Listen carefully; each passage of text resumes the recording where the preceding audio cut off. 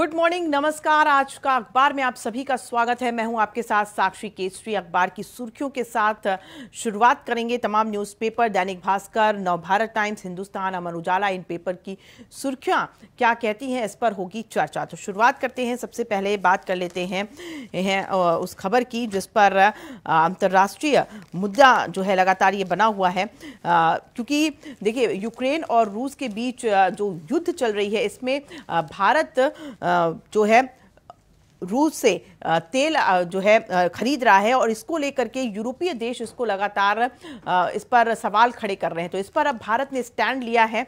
आपको बता दें कि भारत के विदेश मंत्री एस जयशंकर और रक्षा मंत्री राजनाथ सिंह ने अमेरिका के विदेश मंत्री से मुलाकात की और वहां पर यह बात रखी गई कि भारत जो है रूस से एक महीने में जितना तेल खरीदता है उतना तो यूरोपीय देश जो है वो आधे दिन में ही खरीद लेते हैं। तो अगर यूरोपीय देश को इस पर आपत्ति है तो पहले यूरोपीय देश में जितने जो देश शामिल हैं उनको तेल खरीदने पर पहले रोक लगानी चाहिए, ना कि सवाल खड़े करने चाहिए, क्योंकि भारत तो बहुत कम तेल खरीद रहा है और अपनी ज़रूरत के हिसाब से खरीद रहा है जो ज़रूरत है।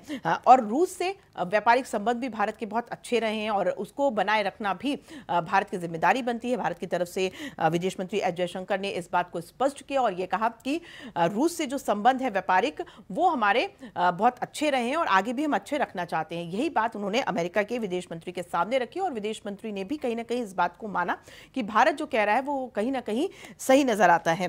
तो आपको बता दें कि साथ ही इस बैठक में पाकिस्तान को भी नसीहत दी गई। तो चीन के भी खिलाफ दोनों ही देश यानी अमेरिका और भारत साथ नजर आए हैं। अब चूंकि पाकिस्तान की अगर बात करें तो पाकिस्तान में सत्ता परिवर्तन हो चुका है। प्रधानमंत्री अब शाहबाज हो चुके हैं और इसके बाद प्रधानमंत्री का जो बयान आया है उसके बारे में भी बात कर लेते हैं, जो कि नवभारत टाइम्स हो चाहे दूसरे अखबारों की बात कर लें, इस बात को उठाया गया है। सोमवार को जब शाहबाज ने प्रधानमंत्री के पद की शपथ ली थी तो प्रधानमंत्री नरेंद्र मोदी ने उन्हें धन्यवाद किया था और साथ में यह भी कहा था कि भारत अमन और चैन चाहता है, इसलिए जो भी विवाद है वो उससे हट करके शांति जो है बनाए रखें और साथ ही आतंकवाद को कम करने के लिए भी पाकिस्तान को नसीहत दी गई। तो उस पर अब मंगलवार को शाहबाज ने जवाब देते हुए क्या कहा ये भी आपको बता देते हैं। अभी भी कहीं से भी पाकिस्तान जो है, पाकिस्तान की जो नई सरकार है उसने कहीं ना कहीं ये बात स्पष्ट कर दी है कि जो कश्मीर का मुद्दा है वो पाकिस्तान उठाता रहा है और उठाता रहेगा।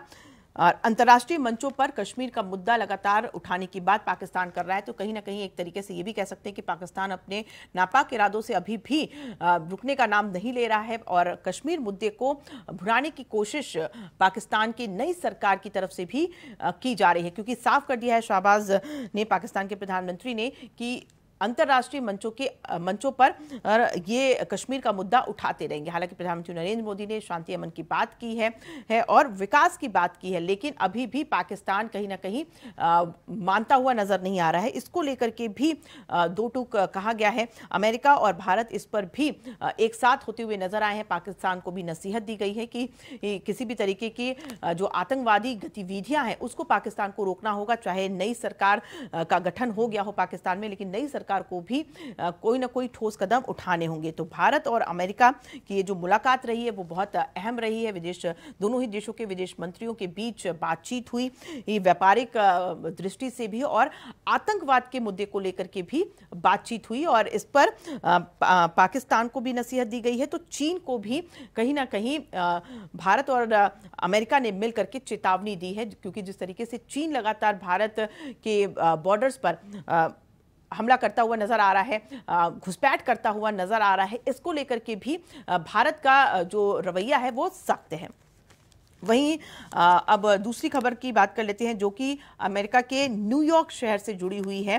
न्यूयॉर्क के मेट्रो स्टेशन में फायरिंग हुई है, जिसमें आपको बता दें कि 16 लोग घायल हुए हैं और हालांकि हमलावर फरार हो गए हैं। उनकी अभी तलाश चल रही है, लेकिन कुछ ऐसे बम भी पाए गए हैं जो विस्फोट नहीं हुए थे। अमेरिका के न्यूयॉर्क में एक अंडरग्राउंड मेट्रो स्टेशन में एक बंदूकधारी ने अचानक फायरिंग शुरू कर दी, जिसमें 16 लोग घायल हो गए हैं और 2 की हालत गंभीर बनी हुई है।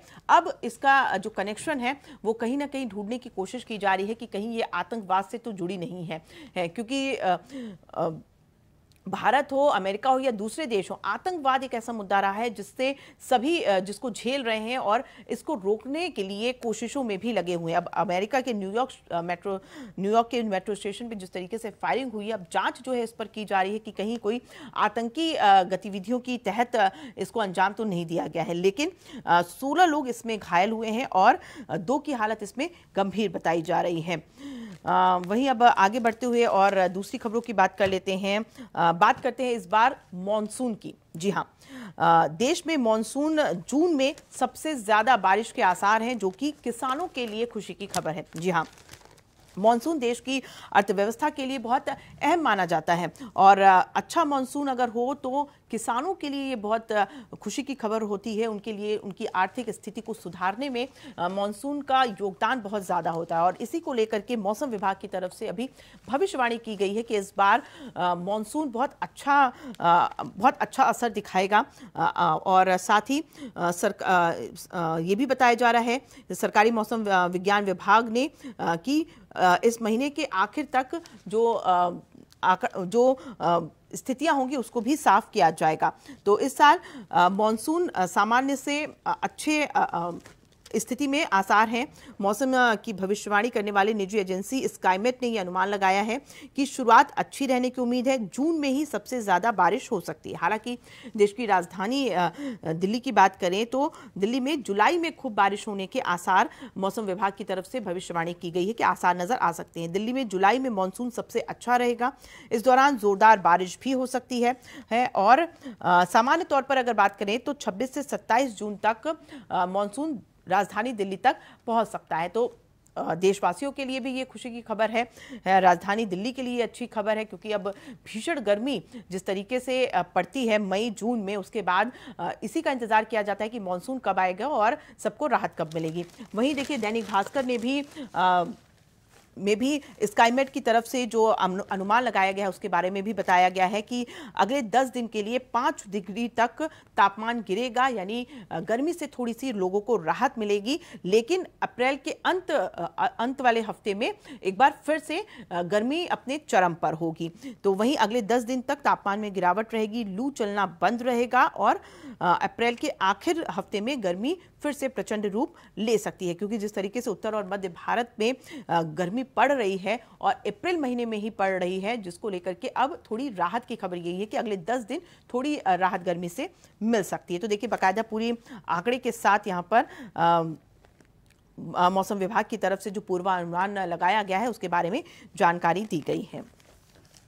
तो गर्मी से लोगों को राहत अगले 10 दिन के लिए मिलेगी। और वहीं अगले खबर की रुख करते हैं तो आपको बता दें कि कोरोना की बात कर लेते हैं कि कोरोना से जो एनसीआर है एक बार फिर से यहाँ पर मामले बढ़ते हुए नजर आ रहे हैं, क्योंकि स्कूल खुल चुके हैं, बच्चे स्कूल जाना शुरू हो चुके हैं। सोमवार की अगर बात करें तो नोएडा और गाजियाबाद में 6 प्राइवेट स्कूलों में पढ़ने वाले 26 छात्र कोरोना से संक्रमित पाए गए थे और इसी वजह से स्कूलों को 18 अप्रैल तक 2 स्कूलों को बंद किया गया था। वहीं अब मंगलवार में नोएडा में आंकड़ा आया है 20 और लोग संक्रमित हुए हैं। तो बच्चे पॉजिटिव हो रहे हैं कोरोना से और स्कूल को हालांकि 2 स्कूलों को बंद किया गया है, जहां पर बच्चों की पॉजिटिविटी रेट जब पाई गई तो उन्हें तो स्कूल को बंद करना पड़ा है। हालांकि दिल्ली की अगर बात करें तो दिल्ली में कंटेनमेंट जोन जो है 1300 वो कम हुए हैं। पिछले 4 दिनों में 1300 कंटेनमेंट जोन को खत्म किया गया है। सबसे बड़ी संख्या में लोगों को राहत मिली है। इसकी वजह से कोविड की लगभग सभी पाबंदियां भी हटाने के बावजूद लोग लॉकडाउन जैसी पाबंदियां मानने को मजबूर थे। क्योंकि लगातार कोरोना के ग्राफ गिर तो रहा था, लेकिन खतरा जो है लगातार बना हुआ था। लेकिन अब देश की राजधानी दिल्ली के लोगों को थोड़ी राहत मिली है। लेकिन वहीं एनसीआर की बात कर लें, दिल्ली को छोड़ करके नोएडा और गाजियाबाद की बात कर लें, चूंकि बच्चे स्कूल जा रहे हैं तो बच्चों में अब कोरोना पॉजिटिव पाया जा रहा है और टीचर्स भी कोरोना संक्रमित हो रहे हैं, जिसमें से बताया जा रहा है कि 3 टीचरों के भी कोरोना के संक्रमित होने की पुष्टि की गई है, जिस वजह से स्कूल को इन 2 स्कूलों में जहां पर बच्चे और शिक्षक कोरोना संक्रमित पाए गए हैं, उन स्कूलों को 18 अप्रैल तक बंद कर दिया गया। और साथ ही दूसरे स्कूलों को भी ये हिदायत दी गई है कि कोरोना से बचने के लिए जो गाइडलाइंस है उसको फॉलो करें। बच्चे अगर स्कूल में आ रहे हैं तो पूरी तरीके से वो सुरक्षित हों, इसकी जिम्मेदारी स्कूल प्रशासन की है और स्कूल के टीचर्स को ध्यान रखना होगा कि छोटे बच्चे अगर हैं तो उन्हें सारे जो गाइडलाइंस है उसकी पालना कराएं, यानी मास्क लगवाएं और सैनिटाइजर का उपयोग उनसे थोड़े थोड़े समय में करवाते रहें। साथ ही सोशल डिस्टेंसिंग का भी ध्यान रखें, क्योंकि देखिए एक लंबे समय से 2 सालों से लगभग बच्चे ऑनलाइन शिक्षा ले रहे थे, लेकिन अब जब ऑफलाइन हुआ है तो ऐसे में शुरुआत में थोड़ी दिक्कत ज़रूर हो रही है, लेकिन सारे जो कोविड प्रोटोकॉल्स हैं उनको स्कूल को ज़रूर फॉलो करना होगा। वहीं एक खबर की बात कर लेते हैं। झारखंड में जो रोपवे हादसा हुआ उसके बारे में एक अपडेट आपको दे देते हैं कि हालांकि अब रेस्क्यू टीम ने सभी को सुरक्षित बाहर निकाल लिया है। 46 लोगों को 46 घंटे में रेस्क्यू किया गया है। हालांकि इसमें 3 लोगों की मौत भी हुई है। इसके पहले 2 महिला की मौत हुई थी और उसके बाद एक शख्स को बचाते हुए उसका हाथ फिसल गया। हेलीकॉप्टर से जो रेस्क्यू टीम एयरलिफ्ट कर रही थी लोगों को, तो एक शख्स का हाथ फिसला और वो खाई में जा गिरा, जिससे उसकी मौत हो गई। दुखद खबर है। लेकिन इसके अलावा जो लोग फंसे हुए थे ट्रॉलियों में, उनको सुरक्षित बाहर निकाल लिया गया है। और अब झारखंड हाईकोर्ट ने राज्य सरकार को फटकार लगाई है और राज्य सरकार से इस पर विस्तृत रिपोर्ट मांगी है।